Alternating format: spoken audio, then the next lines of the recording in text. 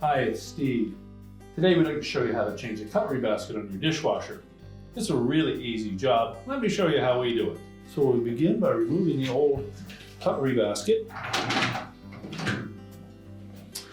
And you'll note that quite often the bottom gets torn out of these. And that's typically from dropping your cutlery in with either the sharp end pointing down or from dropping them from a distance. So that's something that we want to avoid.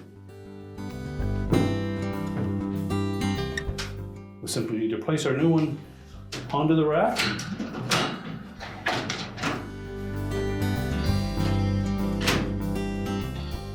So just remember to use caution when loading your cutlery basket, and it'll last for years to come.